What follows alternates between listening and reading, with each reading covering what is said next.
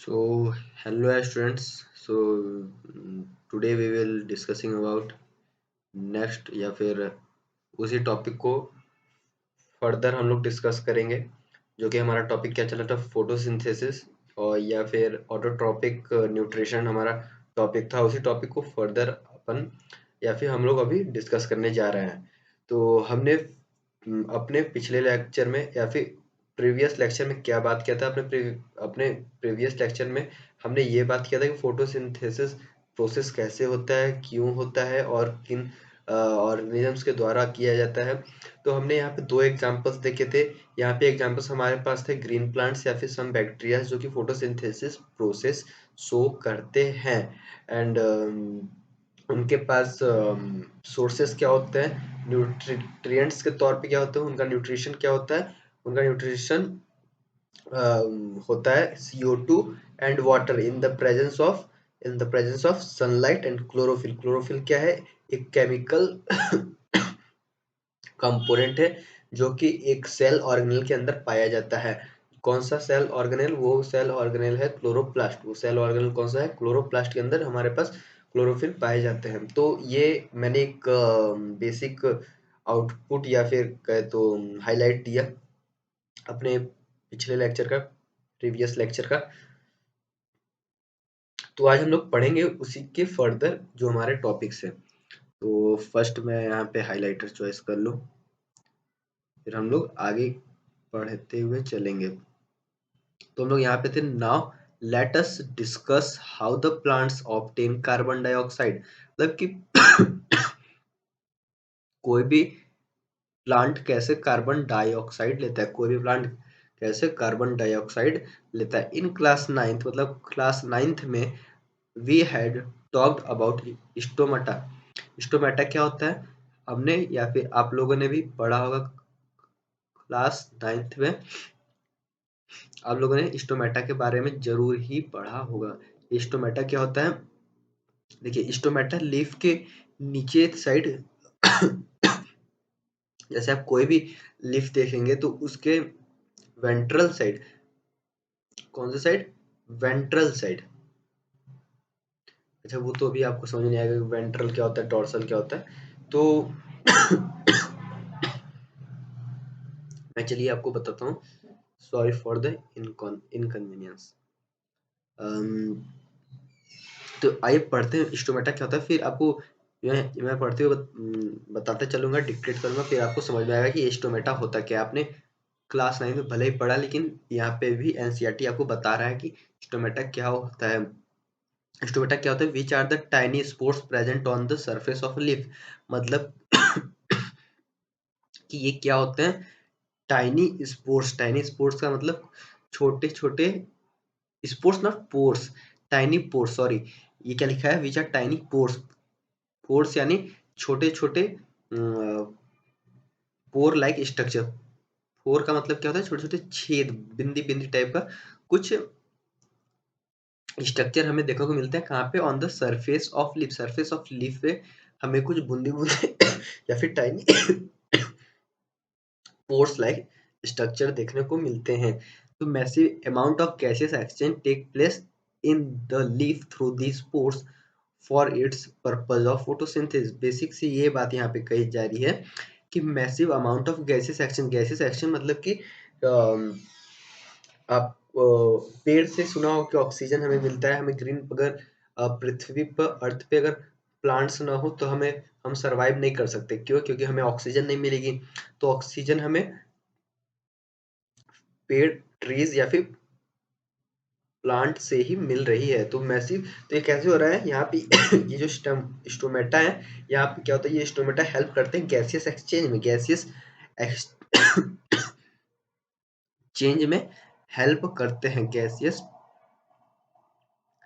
Exchange में। मतलब यहाँ पे मैसिव, मतलब बहुत ही ज्यादा अमाउंट में गैसियस एक्सचेंज होती है through lips, takes place in the lips. मतलब लिप्स में थ्रू दिस पोर्स, मतलब ये जो पोर्स होते हैं इन्हीं के थ्रू हमारे पास गैसेस एक्सचेंज होती है। और इससे दो पर्पस फुलफिल होते हैं। एक तो यहाँ पे इन्होंने लिख दिया कि फोटोसिंथेसिस तो फुलफिल होती है, लेकिन for the photosynthesis for the किस रेफरेंस में लिखा गया है, ये प्लांट के रेफरेंस में, तो उसके न्यूट्रिशन के रेफरेंस में लिखा गया है। लेकिन ये प्लांट को ही नहीं, ह्यूमनली भी, या फिर those organisms living on the earth which are dependent on the oxygen, उनके लिए भी photosynthesis as a process important है, क्योंकि हमें एज फूड भी मिलता है। और ये और फोटोसिंथेसिस कहाँ से होता है, जो हमारे पास कार्बन डाइऑक्साइड आती है, और कार्बन डाइऑक्साइड कहाँ से आती है, स्टोमेटा से आती है। तो स्टोमेटा क्या करता है, गैसेस एक्सचेंज करता है, ना कि सिर्फ CO2 ही अंदर लेता है, बल्कि बहुत सारे गैसेस का एक्सचेंज होता है वहां पे। CO2 एज अ मेन अपन लोग पढ़ेंगे, क्योंकि यहाँ पे अभी हम लोग फोटोसिंथेसिस पढ़ रहे हैं। तो यहाँ पे गैसियस एक्सचेंज होता है। Stomata are the tiny pores present on the surface of a leaf which are responsible for the gaseous exchange, which are responsible for the gases exchange. But it is important to note that here exchange of gases occur across the surface of stem, roots and leaf as well. मतलब कि यहाँ पे सिर्फ ये जो gases exchange हो रहा है, ये सिर्फ लीफ पे ही नहीं हो रहा है, यहाँ पे स्टेम में भी हमें देखने को मिलता है गैसेस एक्सचेंज, रूट और लीव्स में भी।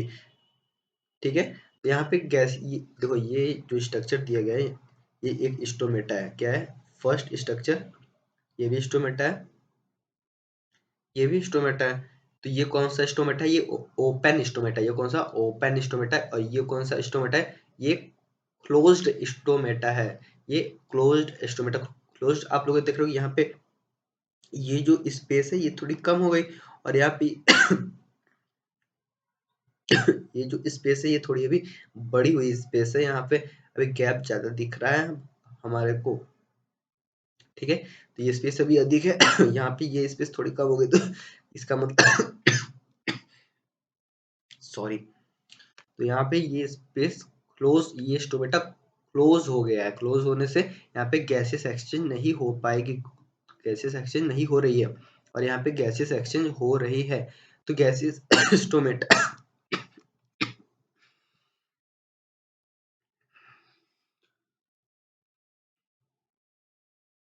स्टोमेटा क्या है, टाइनी पोर है। उस टाइनी पोर को कौन कौन चीजें मिलके उसकी वो कंस्ट्रक्शन कर रही हैं, मतलब कौन कौन सी चीजें मिलके एक स्टोमेटा को बना रही हैं। तो यहाँ पे हमें हमें गार्ड सेल देखने को मिलेंगे। गार्ड सेल जो किडनी शेप्ड के होते हैं, आपको ये दिख भी रहा होगा, ये किडनी शेप्ड के 2 गार्ड सेल्स हमें देखने को मिलते हैं। और ये बीच में इन दोनों गार्ड सेल्स के बीच में जो स्पेस होता है, उसे हम लोग क्या बोलते हैं, स्टोमेटल पोर बोलते हैं, स्टोमेटल पोर बोलते हैं। और यहाँ पे क्लोरोप्लास्ट, क्लोरोप्लास्ट मैंने अभी आपको बताया था कि क्या होता है। क्लोरोप्लास्ट एक सेल ऑर्गेनेल है, जिसके अंदर हमारे पास क्या होते हैं, क्या होता है, क्लोरोफिल होता है, जो कि सनलाइट को एब्जॉर्ब करता है। तो कुल मिला के यहाँ पे ये बोला जा रहा है कि मान लो ये लीफ है, जो ग्रीन ग्रीन आपको दिख रहा है साइड में, ये तो बेसिकली कहा जाता है ये सब्सिडरी सेल्स है। लेकिन यहाँ पे अगर आप अभी यहाँ पे ग्रीन ग्रीन दिख रहा है, तो आप ये कंसिडर कर लो कि यहाँ पे एक लीफ है। ठीक है, उस लीफ पे टाइनी पोर है, जिसको कि स्टोमेटा अपन बोल रहे हैं। वो स्टोमेटा किस किस चीजों से मिलकर बना हुआ, गार्ड सेल्स से, जो भी हमें इस डायग्राम में दिख रहा है। उस गार्ड सेल से सराउंडिंग किया हुआ एक स्पेस है, जिसे कि हम लोग स्टोमेटल पोर बोल रहे हैं। और उन गार्ड सेल में भी क्या है, हमारे पास क्लोरोप्लास्ट है। क्लोरोप्लास्ट में के अंदर क्या होगा, क्लोरोफिल। क्लोरोफिल क्या करेगा, सनलाइट को एब्जॉर्ब करेगा, और स्टोमेटा से गैसेस एक्सचेंज से CO2 अंदर आएगा। CO2 अंदर आ गया, और हाँ, हमारे पास अगर वाटर है, तो वाटर और CO2 in the presence of sunlight, chlorophyll हमारे पास कार्बोहाइड्रेट बन जाएगा, या फिर कहे तो ग्लूकोज बन जाएगा, जो कि फर्दर स्टोर होगा प्लांट में, किस फॉर्म में, स्टार्च के फॉर्म में। फर्दर प्लांट में किस फॉर्म में स्टोर होगा, स्टार्च के फॉर्म में स्टोर हो जाएगा। ठीक है, इट इज क्लियर, यहाँ तक आपको क्या क्लियर है। ठीक है, बस ये समझ के चलना क्या वो क्लियर है। Since large amount of water can also be lost through through this stomata, मतलब कि ये जो स्टोमेटा है, इससे सिर्फ गैसियस एक्सचेंज नहीं होता है, यहाँ पे large amount of water loss भी होता है। यहाँ पे large amount of water loss भी हो रहा है। The plant closes this pore when it does not need carbon dioxide for photosynthesis, मतलब ये जो स्टोमेटल पोर हैं, ये कब क्लोज हो जाते हैं, जबकि प्लांट को ज्यादा, या फिर प्लांट की कार्बन डाइऑक्साइड की नीड जब खत्म हो जाती है या फिर उनकी नीड जब कंप्लीट हो जाती है कार्बन डाइऑक्साइड की, तो ये स्टोमेटल पोर क्या हो जाते हैं, क्लोज हो जाते हैं। क्या हो जाते हैं, क्लोज हो जाते हैं। ये स्टोमेटल पोर क्या हो जाते हैं, क्लोज हो जाते हैं। ठीक है, ये स्टोमेटल पोर कब क्लोज होते हैं, जबकि CO2 की, जब CO2 की जरूरत हमें अब नहीं है,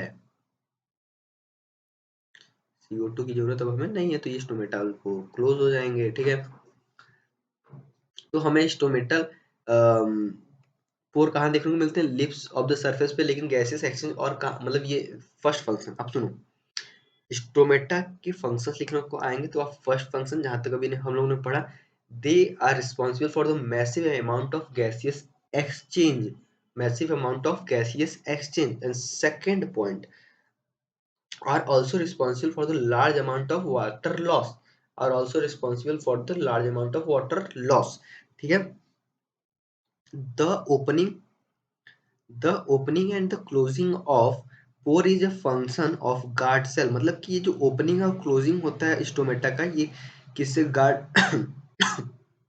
किसका फंक्शन होता है, ये कौन करता है, ये जो हमारे पास गार्ड सेल होते हैं ना, ये जो किडनी शेप्ड की जो साइड साइड में दिख रहे हैं, जिनके अंदर क्लोरोप्लास्ट है, जिनके अंदर क्लोरोप्लास्ट है, स्टोमेटा के जो स्टोमेटा का जो बना रहे हैं जो सेल्स, गार्ड सेल्स, उनका ओपनिंग और क्लोजिंग कैसे होता है, मतलब स्टोमेटा का ओपनिंग और क्लोजिंग या फिर स्टोमेटल पोर का ओपनिंग और क्लोजिंग कब होता है, जब ये गार्ड सेल फूल जाते हैं तो क्या होता है कि ओपन हो जाते हैं, और जब पिचक जाते हैं तो गार्ड सेल जब पिचक जाते हैं तो स्टोमेटल पोर गैप कम हो जाता है, इससे स्टोमेटा क्लोज हो जाता है। मतलब कि जब गार्ड सेल बल्ज आउट होते हैं तो स्टोमेटल पोर ओपन हो जाता है या फिर स्टोमेटा ओपन होता है, और जब ये गार्ड सेल पिचक जाते हैं तो स्टोमेटा क्लोज हो जाता है। ठीक है, क्लोज स्टोमेटल पोर क्लोज हो जाता है या फिर स्टोमेटा क्लोज हो जाता है। The guard cell swells when water flow into, तो ये गार्ड सेल कब स्वेल होते हैं, जब इनके अंदर वाटर का फ्लो होता है, वाटर फ्लो होता है, तो ये गार्ड सेल स्वेल कट जाते हैं, causing stomatal pore to open. मैंने बताया ना कि ये स्टोमेटल पोर कब ओपन होते हैं, जब ये गार्ड सेल फूल जाते हैं। तो ये कब फूलते हैं, मतलब कब स्वेल होते हैं, जब इनके अंदर वाटर का वाटर का फ्लो होता है, तो ये गार्ड स्वेल बल्ज आउट या फिर स्वेल हो जाते हैं। ये स्वेल हो जाना कैसे कैसे स्वेल होते हैं, जब इनके अंदर वाटर फ्लो होना होने लगता है, तो ये गार्ड सेल स्वेल हो जाते हैं, जिसकी वजह से स्टोमेटल पोर ओपन हो जाता है, जिसकी वजह से गैसेस एक्सचेंज पॉसिबल होता है, और loss lot amount of water loss also happen. ठीक है, similarly the pore closes if the guard cell shrink, मतलब जब ये गार्ड सेल पिचक जाएंगे, या फिर यहाँ पे क्या लिखा है, similarly if the guard cell shrink, guard cell shrink, shrink यानी पिचक जाना, जब गार्ड सेल पिचक जाएंगे if the guard cell shrink then the stomatal pore will be closed। तो आई थिंक आपको स्टोमेटा का फंक्शन अच्छे से याद हो गया होगा कि stomata are the tiny structure या फिर pore present on the surface of leaf, they are responsible for the massive amount of gas exchange, first function, second function, they are also responsible for the large amount of water loss। अब ये gaseous exchange कैसे होता है, when the guard cell swell then the stomatal pore gets open which allows the gaseous exchange, when the guard cell shrink the stomatal pore gets closes, then the no gaseous exchange takes place and hence CO2 need is no more। ठीक है, ये आप बोल सकते हो। अब हम लोग नेक्स्ट पढ़ेंगे, क्या पढ़ेंगे, हाँ, so far we have talked about how autotrophs meet their energy requirement, मतलब कि ऑटोट्रॉप्स को कैसे एनर्जी मिलती है, मतलब कि हाउ फार ऑटोट्रॉप्स को एनर्जी मिलती है, हमने ये बात कर ली कैसे मिलती है। एक प्रोसेस होता है, उस प्रोसेस का क्या नाम है? उस प्रोसेस का नाम है फोटोसिंथेसिस, जिससे कि उस प्रोसेस का नाम है फोटोसिंथेसिस, जिससे कि ऑटोट्रॉफ्स ऑर्गेनिज्म को उनकी एनर्जी रिक्वायरमेंट पूरी होती हुई दिखती है हमें। But they also need other raw material for building their body. तो एनर्जी तो उनको मिल गई, और हमने ये बात कर लिया कि उनका न्यूट्रिशन क्या है। ऑटोट्रॉफ्स ऑर्गेनिज्म का न्यूट्रिशन कहाँ से आता है? फोटोसिंथेसिस प्रोसेस से आता है। फोटोसिंथेसिस प्रोसेस से वो अपना खाना बनाते हैं, दैट इज ग्लूकोज, जो कि स्टोर करते हैं। लेकिन बिसाइड इन सब के अलावा भी कुछ और रॉ मटेरियल की जरूरत होती है उनको अपनी बॉडी बनाने के लिए, जैसे ठीक है, water used in the photosynthesis is taken up from the soil by the roots in the terrestrial plant.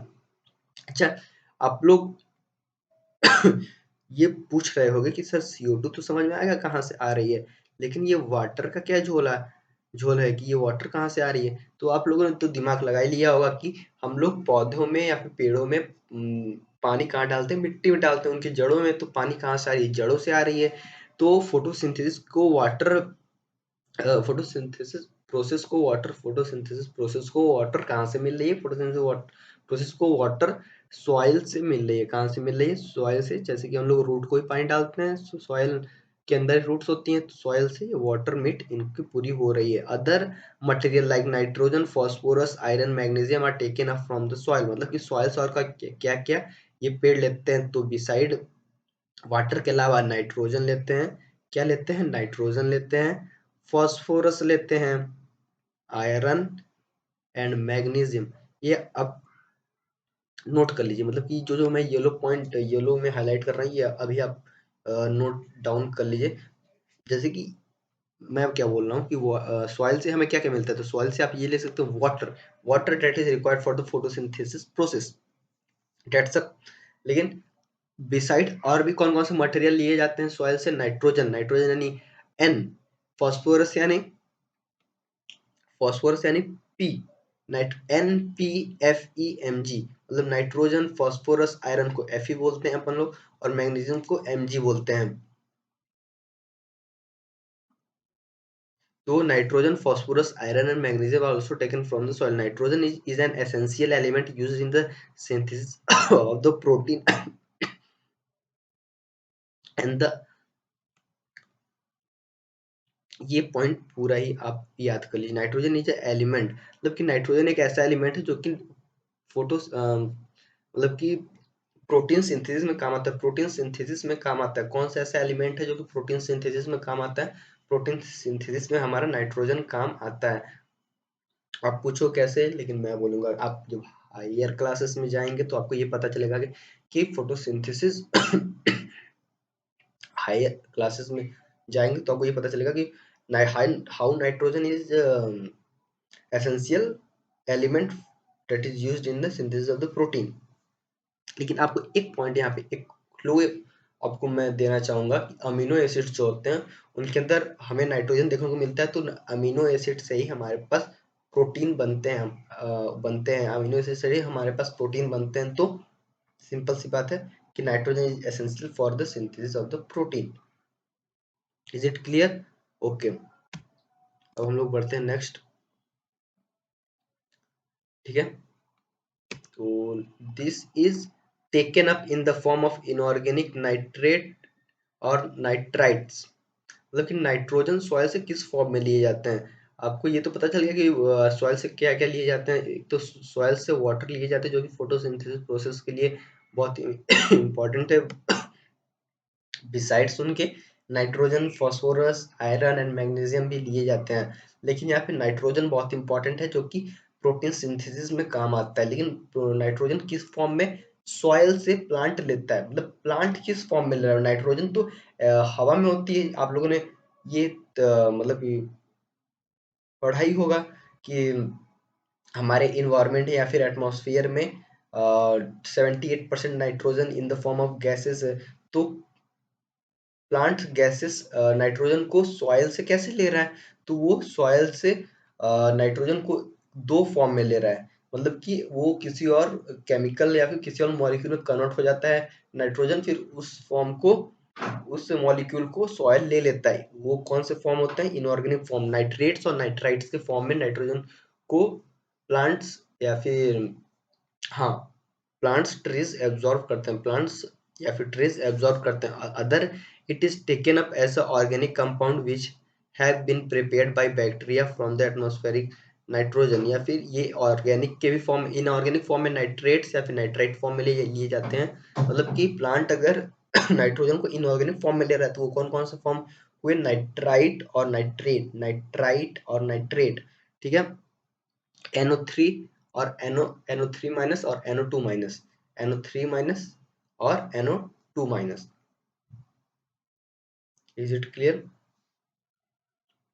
और it is taken up as a organic compound which have been prepared by the bacteria from the atmospheric nitrogen, या फिर जब ये organic form में लेता है तो ये बैक्टीरिया के द्वारा प्रिपेयर किया गया ऑर्गेनिक कंपाउंड होता है उस फॉर्म में ये लेते हैं, ठीक है। अब हम लोग पढ़ेंगे हेटरोट्रॉफिक न्यूट्रिशन। हम लोग ने खत्म किया ऑटोट्रॉफिक न्यूट्रिशन, अब हम लोग पढ़ेंगे heterotrophic nutrition. Each organism it is adapted to its environment, ठीक है। मतलब कि हर एक ऑर्गेनिज्म अपने इन्वायरमेंट के हिसाब से अडेप्ट होता है, मतलब कि अपने आप को चेंज करता है, अपने आप को उस इन्वायरमेंट में रखता है। मतलब कि जैसे इन्वायरमेंट होता है उस हिसाब से ऑर्गेनिज्म भी अपने आप को रखना है या फिर रहना चाहता है उस इन्वायरमेंट के अनुसार, ठीक है। This form this form of nutrition differ depending on the type and availability of the food material as well as how it is obtained by the organism. The form of nutrition differ depending on the type, मतलब कि जो भी nutrition का form है, nutrition का क्या होता है डेफिनेशन की, the mode of obtaining food and generating या फिर गेटिंग एनर्जी फ्रॉम इट, मतलब कि कोई भी खाना को लेना और उसे एनर्जी हासिल करना, ठीक है, वो न्यूट्रिशन का डेफिनेशन के अंदर आता है, ठीक है। तो द फॉर्म ऑफ, मतलब जिस भी फॉर्म का हम लोग न्यूट्रिशन ले रहे हैं, जिस भी फॉर्म का हम न्यूट्रिशन ले रहे हैं वो डिफर करता है depending upon the type and availability of the food material as well as how it is obtained by an organism, मतलब कि एक ऑर्गेनिज्म पे ये डिपेंड करता है और उसके उस इन्वायरमेंट पे डिपेंड करता है कि उस इन्वायरमेंट में वो फूड मटेरियल अवेलेबल है या नहीं है, या फिर वो ऑर्गेनिज्म किस फॉर्म में वो न्यूट्रिशन को किस फॉर्म में ऑब्टेन कर रहा है। फॉर एग्जाम्पल, मैं एग्जाम्पल जैसे कि एनसीईआरटी में भी एग्जाम्पल के बारे में बात करता है कि whether the food source is stationary such as grass or mobile such as deer. Food allow for differences in how the food is accessed and what is the nutritive apparatus used by the cow and a lion.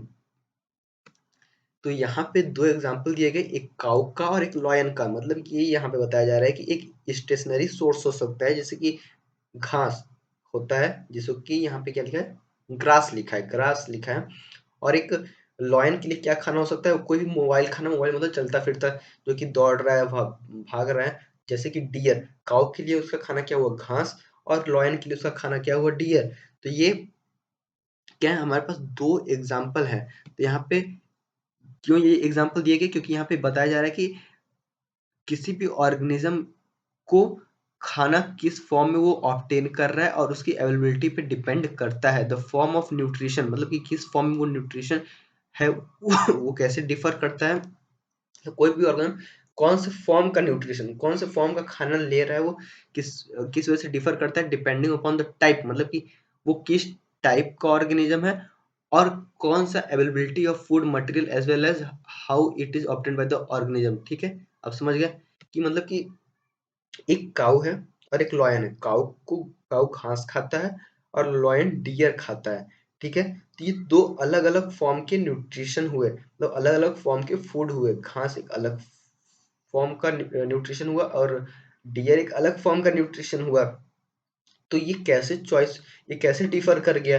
जो कि दोनों ही और organisms या फिर जो animals हैं वो एक ही जगह पे रह रहे हैं। तो ये अवेलेबिलिटी ऑफ द फूड, मतलब कि वो फूड कितना अवेलेबल है उस पर डिपेंड कर रहा है।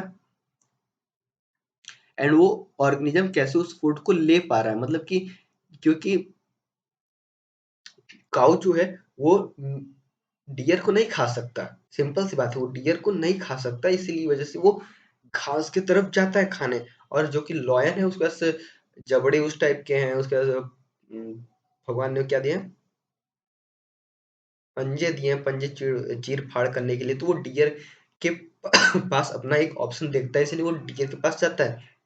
तो यहाँ पे क्या आ गया, फॉर्म ऑफ न्यूट्रिशन में डिफरेंस आया, किसकी वजह से, availability of the food and the, वो किस ऑब्टेंड मतलब ऑर्गेनिज्म किस वे में अपने फूड को ऑब्टेन करना चाह रहा है। आई होप कि मैं आपको ये पॉइंट समझाने में क्लियर हो सक्षम हूँ। This is a range of strategies by which the food is taken in and used by organism, मतलब ये एक स्ट्रेटेजी होती है कि कोई भी ऑर्गेनिज्म कैसे उस फूड को ले रहा है और यूज कर रहा है। Such organism break the food material outside the body and then absorb it, मतलब कि वो सब सारे ऑर्गेनिज्म ब्रेक करते हैं फूड मटेरियल को आउटसाइड द बॉडी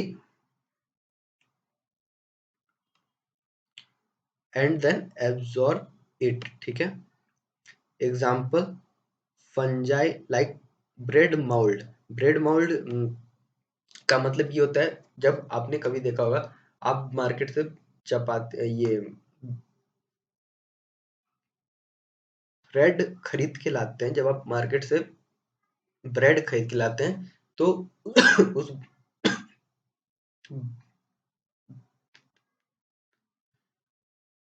बताता हूँ सॉरी। तो जब आप मार्केट से ब्रेड लेके आते हैं, उस ब्रेड को आप लोगों ने मान लीजिए खाया, उस ब्रेड को खाया और कुछ ब्रेड बच गया, तो उस ब्रेड को आप लोगों ने खिड़की दरवाजे या फिर कहीं भी आसपास से छोड़ देते हैं, जैसे कि मैं करता था। ठीक है, मैं अपना एग्जांपल, आप लोग पता नहीं ब्रेड छोड़ते हुए कि नहीं। तो जैसे मैं छोड़ देता था, 2-3 दिन बाद देखता था कि उसपे वो कुछ ब्राउनिश ब्राउनिश स्ट्रक्चर या फिर ब्लैक कलर का कुछ स्ट्रक्चर उसके ऊपर दिखाई देता था। तो वो क्या दिखते थे हमें, फंगस दिखते थे। फंगस वो क्या होता है, फंजाई, मतलब कि उस ब्रेड अब सड़ गया है, वो ब्रेड अब खाने लायक नहीं, उस पर फंजाई लोगों ने अटैक कर दिया है, तो वो फंगस का खाना बन गया, तो उसके ऊपर फंगस है।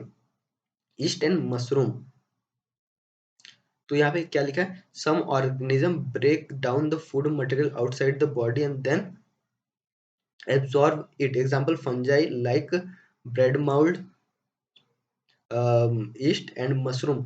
Fungi like bread, bread mould क्या है, एक फंजाई है, ब्रेड के ऊपर लगने वाली या फिर चपाती के ऊपर लगने वाली एक फंजाई है जिसका नाम है ब्रेड माउल्ड। और एक ईस्ट, ईस्ट जिसको अपन लोग खमीर बोलते हैं, और एक मशरूम, ये सब क्या करते हैं, अपने खाने को बाहर ही तोड़ते हैं, बाहर ही ब्रेक डाउन करते हैं from the body and then they absorb, मतलब कि वो अपने खाने को बाहर ही तोड़ लेते हैं और फिर उसे एब्जॉर्ब करते हैं। ठीक है, other other take in whole material and break it down inside their body. यहाँ पे हमें दो वैरायटीज देखने को मिली, मतलब कुछ ऑर्गेनिज्म क्या करते हैं कि अपने पहले खाने को ब्रेक डाउन करते हैं outside their body and then they absorb, मतलब कि अपने शरीर के बाहर उस खाने को ब्रेक डाउन करते हैं फिर एब्जॉर्ब करते हैं। और बहुत सारे ऑर्गेनिज्म पूरे मटेरियल को ही, फूड मटेरियल को ही खा लेते हैं, देन उसे ब्रेक डाउन करते हैं। ठीक है, दो वैरायटीज देखने को मिली। What can be taken in and break down depend upon the body design, मतलब कि वो कौन सा ऑर्गेनिज्म बाहर ही तोड़ रहा है और कौन सा ऑर्गेनिज्म खाना को या फिर अपने फूड मटेरियल को खाने को अंदर ले आके तोड़ रहा है, वो किस पे डिपेंड कर रहा है, बॉडी डिजाइन पे एंड फंक्शनिंग, मतलब कि उस ऑर्गेनिज्म की बॉडी डिजाइन कैसी है और वो उस ऑर्गेनिज्म की फंक्शनिंग, बॉडी की फंक्शनिंग कैसी है। ठीक है, some other organism derive nutrition from plants और एनिमल विदाउट किलिंग देम, मतलब कुछ सारे ऑर्गेनिज्म क्या करते हैं, अपना खाना को कैसे डिराइव करते हैं, फ्रॉम प्लांट्स और एनिमल विदाउट किलिंग देम, मतलब कि बहुत सारे ऑर्गेनिज्म अपने प्लांट्स, अपने न्यूट्रिशन को बहुत सारे प्लांट या फिर एनिमल से डिराइव करते हैं बिना उन्हें मारे या फिर चोट पहुंचाए हुए। The parasitic nutritive strategy is used by the wide variety of organism like Cuscuta। तो आप ये पूछ सकते हो कि सर भैया या फिर अजनबी, कोई भी ऑर्गेनिज्म कैसे अपने फूड मटेरियल को बिना मारे या फिर बिना किल किए कैसे डिराइव कर रहा है। तो यहाँ पे हमें कुछ पैरासाइट्स के एग्जांपल्स दिए हुए हैं, मतलब कि कुछ ऐसे ऑर्गेनिज्म होते हैं जिनको हम लोग पैरासिटिक ऑर्गेनिज्म बोलते हैं, जो कि पैरासिटिक न्यूट्रिशन पे डिपेंड होते हैं। वो किसी भी ऑर्गेनिज्म को मार के नहीं खाते, वो किसी ऑर्गेनिज्म पे डिपेंड हो जाते हैं और उनसे वो खाना एज इट इज डिराइव कर लेते हैं। जैसे कि एक पैरासिटिक ऑर्गेनिज्म है जैसे जिसका नाम है कस्कुटा, कस्कुटा के अंबर बेल। अगर आपको नहीं पता कस्कुटा क्या होता है तो आपको नेक्स्ट लेक्चर में दिखाऊंगा कस्कुटा क्या होता है। टिक्स, टिक्स होते हैं, ये भी पैरासाइट होते हैं। लाइस, ठीक है, लीच, टेपवर्म, टेपवर्म को आप शायद जानते होंगे, जो आपके पेटों में कभी कभी दर्द मरोड़े आती हैं, तो वो टेपवर्म ही है जो कि आपके पेट के अंदर जो खाना है उसी को एब्जॉर्ब कर लेता है। मतलब कि पैरासिटिक ऑर्गेनिज्म मतलब ऐसे ऑर्गेनिज्म जो कि किसी भी ऑर्गेनिज्म पे ऐसे लग जाते हैं और उनसे अपना खाना को एब्जॉर्ब करते हैं, लेकिन उन्हें मारते नहीं हैं। जैसे कि एक एग्जांपल मैं देना चाहूंगा। आपने देखा होगा गाय भैंसों के ऊपर अगर आप लोग रखते होंगे तो कुछ बड़े बड़े मोटे मोटे कीड़े टाइप के रहते हैं। आप लोग जब गाय को जब नहलाएंगे तो उससे आपके हाथ में लगेंगे तो आप लोग उखाड़ते होंगे, बहुत दम लगता है उनको उखाड़ने में। तो वो क्या होता है, पैरासाइट होते हैं, वो डायरेक्ट खून चूसते होते हैं गाय भैंसों गायों के शरीर से। वो पैरासाइट होते हैं, मतलब कि वो गाय को मार नहीं रहे हैं लेकिन इनडायरेक्टली उन पे मतलब कि डायरेक्टली उन्हें चोट तो इनडायरेक्टली उन्हें चोट पहुंचा रहे हैं। कैसे? उनका खून चूस के, मतलब कि उनसे शरीर से खाने तो ले रहे हैं लेकिन उन्हें मार नहीं रहे हैं। उनके ऊपर छोटे से ऑर्गेनिज्म बन के बैठे हुए हैं जो कि उनसे खाना डिराइव कर रहे हैं। तो ये क्या होते हैं, पैरासिटिक ऑर्गेनिज्म होते हैं जो कि पैरासिटिक न्यूट्रिटिव स्ट्रेटेजी अपनाते हैं। तो यहाँ पे हम लोगों ने दो टाइप की न्यूट्रिशन पढ़ा है, एक हेटरोट्रॉफिक और एक ऑटोट्रॉफिक। ऑटोट्रॉफिक यानी क्या होता है? ऑटोट्रॉफिक, ऑटोट्रॉफिक जिसमें कि प्लांट्स या फिर सम बैक्टीरिया अपना खाना खुद बनाता है by the process of photosynthesis. हम लोगों ने फोटोसिंथेसिस प्रोसेस को बहुत डीप जाके पढ़ा और समझा। From the CO2 water to stomata तक ने हम लोगों ने पढ़ा। फिर हम लोगों ने क्या पढ़ा? Heterotrophic nutrition. हेटेरो का मतलब क्या होता है कि हम लोग डायरेक्टली अपना खाना खुद नहीं बना रहे, किसी के ऊपर डिपेंड रह के किसी से अपना खाना डिराइव कर रहे हैं, जैसे कि ह्यूमन, काउ और बहुत सारे सेप्रोफिटिक, मतलब कि ये एक वाइड वैरायटी ऑफ ऑर्गेनिज्म है जो कि अपना खाना अलग अलग तरीके से डिराइव करते हैं। तो हेटरोट्रॉफिक ऑर्गेनिज्म के अंदर, न्यूट्रिशन के अंदर हमारे पास और भी सारे ऑर्गेनिजम्स आते हैं। तो हमें यहाँ पे कौन कौन से टाइप की न्यूट्रिशन दिखाई दी हेटरोट्रॉफिक के अंदर? एक तो पैरासिटिक, जो कि मैंने एग्जांपल भी आपको बता दी, एग्जांपल सब याद कर लीजिए। कस्कुटा, अंबरबेल जिसको बोलते हैं, ticks, lice, leeches and tapeworm, ठीक है। और ये फंगस वाला जैसे कि ब्रेड मोल्ड, ब्रेड मोल्ड वाला, ईस्ट एंड मशरूम, ये सब क्या है? ये सब सेप्रोफिटिक ऑर्गेनिज्म है। और हम लोग कौन से ऑर्गेनिज्म है जो कि मुंह से अपना खाना चबा चबा के पेट के through wind pipe, food pipe के थ्रू ले जाते हैं, उसके होलोजोइक टाइप ऑफ न्यूट्रिशन बोलते हैं। ऐसे करके हेटरोट्रॉफिक के अंदर तीन टाइप में अभी हम लोगों ने पढ़ लिया है, ठीक है। तो आई होप आपको क्लियर हुआ कि हम लोगों ने किस तरीके से एनसीईआरटी पढ़ रहे हैं और क्या हम लोग को समझ आ रही है। तो मुझे लगता है कि आपको क्लियर हुआ कि हम लोग क्या पढ़ रहे हैं and please keep watching the video.